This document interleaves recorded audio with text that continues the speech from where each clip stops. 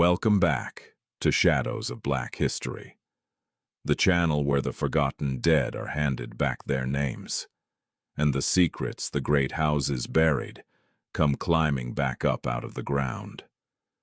Before we begin, tell us in the comments where you are watching from tonight, your city, your country, and the hour on your clock.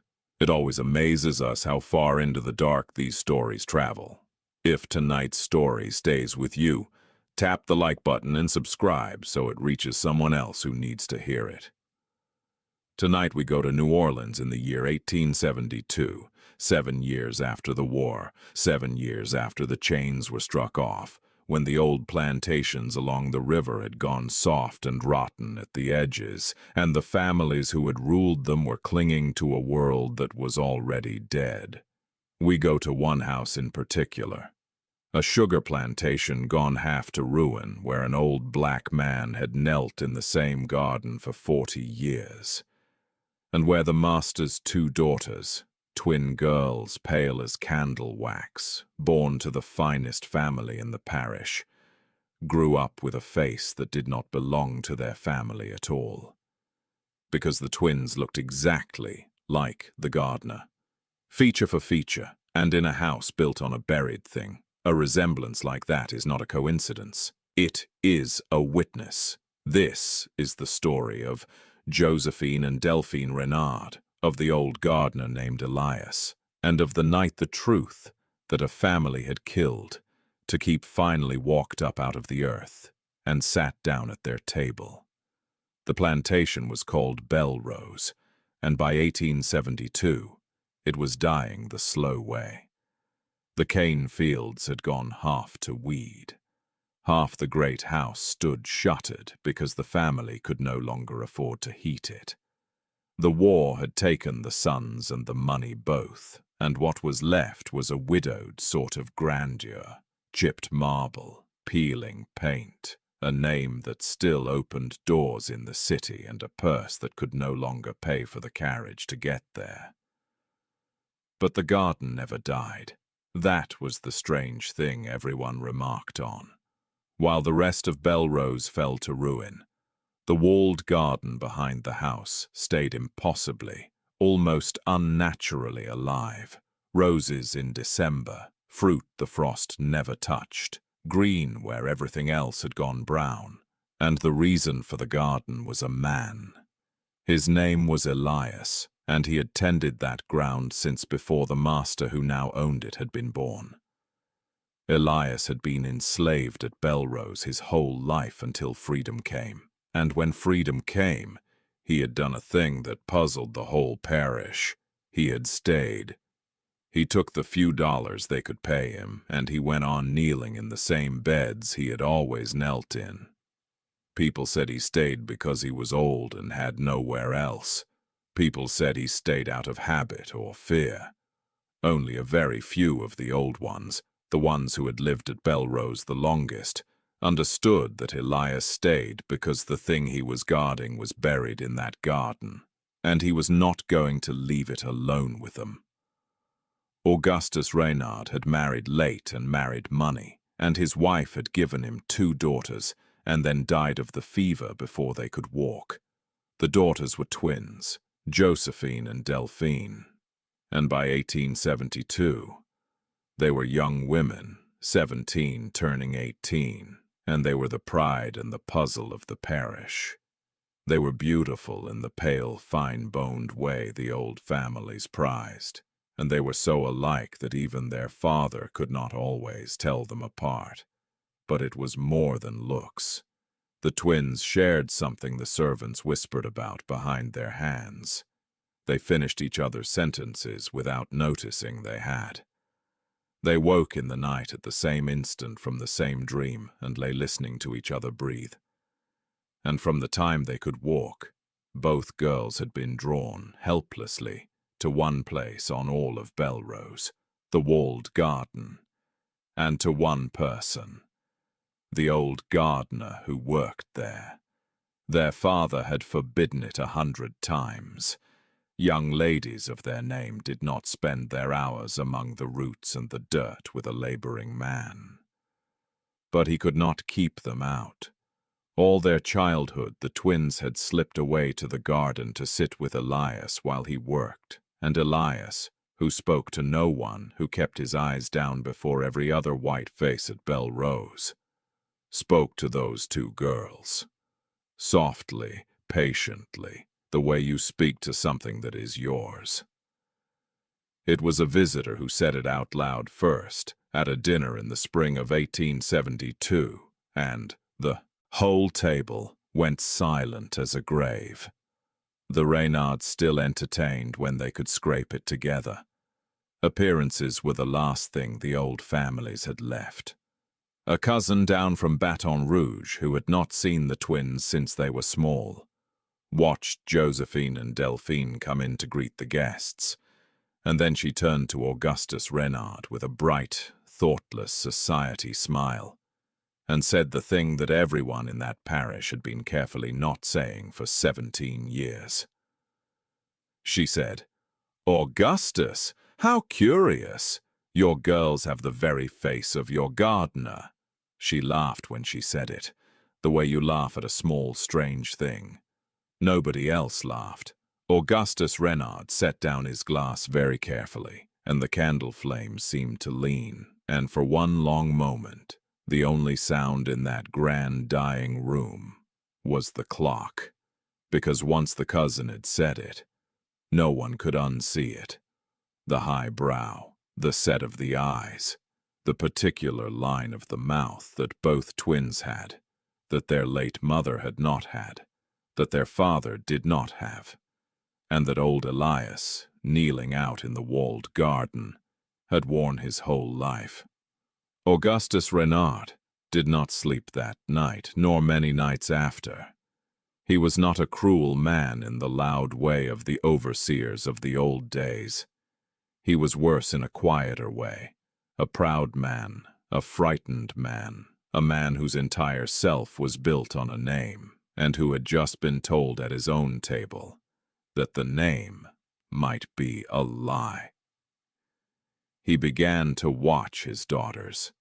He watched them at the mirror. He watched them in the light of the window, and the more he watched, the more he could not stop seeing it. He began to watch the gardener, too. He would stand at the shuttered upstairs window and look down into the walled garden and see the old man kneeling in the beds and see his own daughters' faces looking back up out of that dark old face, and something cold would climb his spine. He told himself the story every proud man tells himself, that it was nonsense, that a resemblance was only a resemblance, that the girls were his, born in his house, his blood, his name.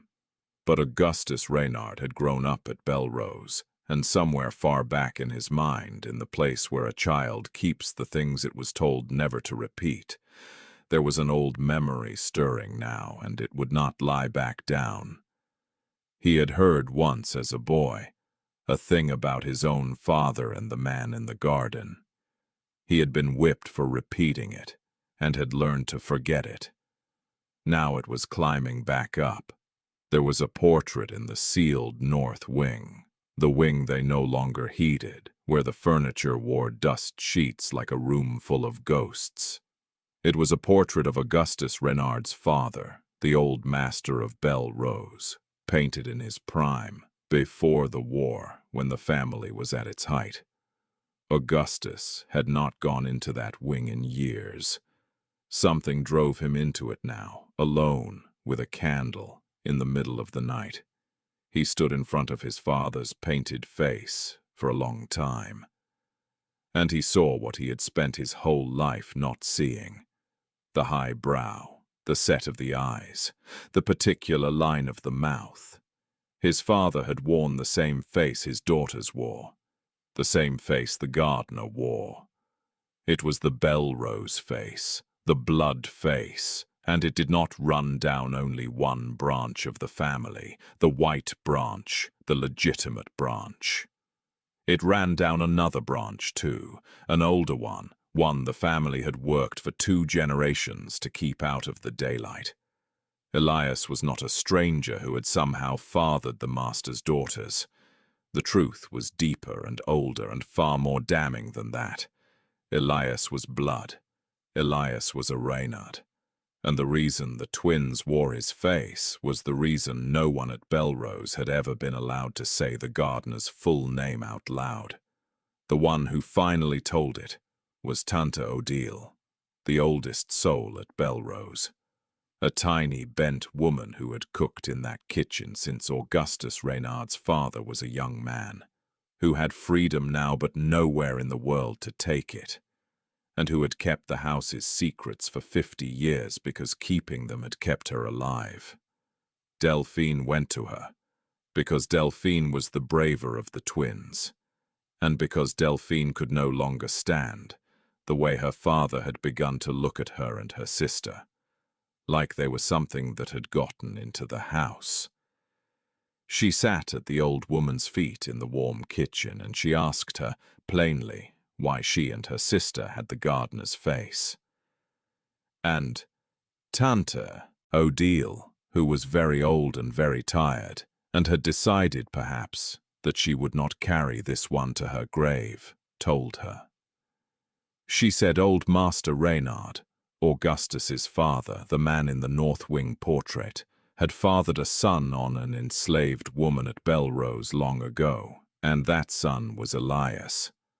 Elias was the old master's own child. Elias was Augustus's half-brother, and that made Elias the twins' great-uncle, of the same blood, wearing the same face, kept kneeling his whole life in the dirt of the family that would not claim him. That was the resemblance. It was not a scandal of one generation. It was the Reynard blood surfacing where the family had spent 40 years pretending it did not run. But Tante Odile was not finished, and what she said next dropped the temperature of the whole kitchen. She told Delphine that Elias had once had a full brother, another son of the old master and the same enslaved woman, a young man named Gabriel who had grown up bold, who had learned to read, who had begun in the last years before the war to say out loud the thing the family could not allow to be said, that he was the master's son and that he was owed. Gabriel had disappeared. The house had been told he was sold downriver, but he was never sold, and the reason the garden behind the great house had stayed impossibly green for 40 years, the reason old Elias would not leave it, would not let another soul dig in it, the reason he had knelt in that same ground through slavery and through freedom, was that his brother Gabriel was buried in it. The old master had put him there to keep him quiet, and Elias had spent 40 years standing guard over the grave, tending the flowers that grew up out of his murdered brother, waiting for the day the truth would be strong enough to come up on its own. Delphine understood then why she and her sister had been drawn to that garden their whole lives without knowing why. The blood in them knew whose ground it was. The blood had been trying to bring them home. Augustus Reynard was not a man who could live beside a thing like that. Once he understood what the garden was, and what Elias was, and what his daughters were, the fear in him curdled into something uglier. He decided the gardener had to go. Not the truth. You cannot send the truth downriver. But the man, the face, the living proof, kneeling in his own backyard. He went down into the garden at dusk with 2 hired men and told Elias he was finished at Belrose, that he was to be off the property by morning, that the garden would be dug up and put to cane. Elias, who had bowed his head to this family his whole life, did not bow it now. He rose up slow off his knees, and he was an old man, but he was a tall one, and he looked his half-brother's son in the eye. That same Belrose face looking back out of a dark and weathered version of itself. And he said only that no one was going to dig in that ground, because there was a man in it who had been waiting 40 years to be found, and he would not be dug up to be hidden a second time. The hired men would not touch him. There was something in the old man's stillness that the whole parish had always felt and never named. And up at the shuttered window, the twins stood together watching their father face the old gardener, and both girls felt the same cold wind move through the dying house, though every window was shut. The storm. Chennai. It came that night, one of those low-country storms that walk up the river like a living thing, green-black and enormous, and it broke over Belrose near midnight with a violence the old people in the parish talked about for the rest of their lives. They said the lightning struck the walled garden. They said it struck the very ground Elias had guarded for 40 years, and that the earth there opened, whether from the water or the strike, or something with no name, and gave up what it had been holding. In the morning, when the storm had passed and the household crept out into the grey-wet light, the garden bed at the center, the one Elias never let anyone touch, had fallen in on itself.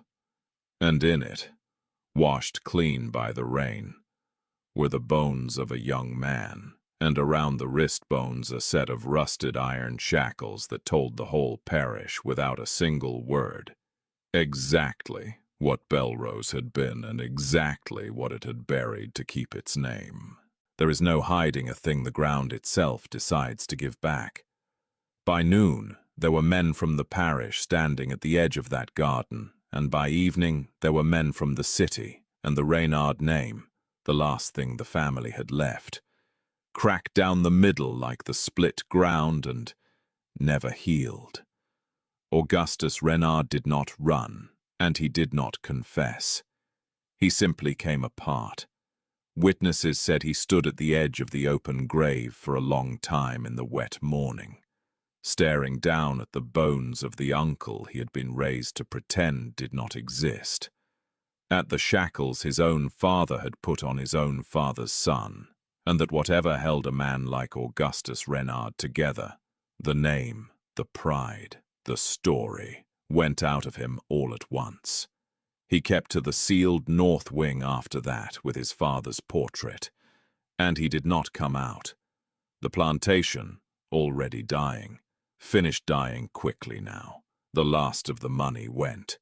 The house was sold within the year for its stone, and the man who had tried to bury his own blood a second time to save a name ended his days forgotten and alone in the ruins of the very house that name had been built on, which, the old people always said, was exactly the justice the ground had come up to deliver. But this is the part they told with something almost like tenderness. Elias, the old gardener, was seen once more at the graveside on the morning the bones came up. He knelt down beside his brother one last time, in the ground he had tended for 40 years, and the parish said he wept, the only time anyone had ever seen the old man weep. Then he covered the bones gently with his own hands and stood and walked out through the broken garden gate. And no one at Belrose ever saw him again. As for Josephine and Delphine, the twins who had worn the buried truth on their own two faces their whole lives, they did not stay to watch the house fall. They were young women of a ruined name in a ruined place, and they made a choice their father would never have understood. They went looking for Elias. They went down into the city, into the free black neighborhoods of New Orleans, where a man like the old gardener might disappear among his own people, and though the records are thin and the tellings disagree, the story the old New Orleans families kept says the twins found him and claimed him, out loud, as their kin, in a city and a century where the whole brutal architecture of that world depended on pretending that blood like theirs did not cross that line. Two pale daughters of the finest family in the parish stood in the daylight and named a black gardener as their own, which was, in 1872, a kind of courage that could cost you everything, and which was, in the end, only the truth their blood had been trying to speak all along. They took a different name after that, not Reynard. The tellers never agree on which, but they say the twins lived long and stayed together as twins do, and that they tended a garden of their own until the end of their days. 13. The Legend. Belle Rose is gone now. The stone was carried off, the cane went back to swamp, and if you go looking along that stretch of river today, you will not find so much as a chimney. But the story stayed, the way these stories do, passed hand to hand and mouth to mouth down through the generations of the people who had the least reason in the world to trust that the truth ever comes out. Because this was the proof that sometimes it does. They will tell you the moral plainly, the old ones, if you sit with them long enough. They will tell you that a great house can bury a man and buy the silence and burn the papers and forbid the name and still not win. Because the blood does not forget and the ground does not forget, and sooner or later the buried thing will come up, wearing a face the family cannot deny. It came up at Belle Rose in the faces of two twin girls. It came up out of the garden in a storm, and the man who spent his life pretending it was not there is the one nobody remembers, while the gardener who knelt 40 years over his murdered brother is the one this story is named for. Because that is the whole reason we are here. Some men are buried and stay buried, and some men are buried and wait and come home. That is the story of the Reynard twins, of the old gardener named Elias, and of the truth that a family in New Orleans killed a berry and could not keep in the ground. Thank you for sitting with us in the dark tonight here on Shadows of Black History. If this story moved something in you, do us one kindness, like this video, and subscribe if you have not already, so we can keep giving these forgotten souls their names back. And before you go, tell us in the comments where you are watching from, your city, your country, and the hour on your clock. It never stops amazing us how far these stories reach. Remember, history is not only the things that were written down, it is the things that were whispered and buried and remembered anyway. Until the next story, keep your eyes open, keep the memory alive, and never believe that a thing is truly gone just because someone powerful put it in the ground.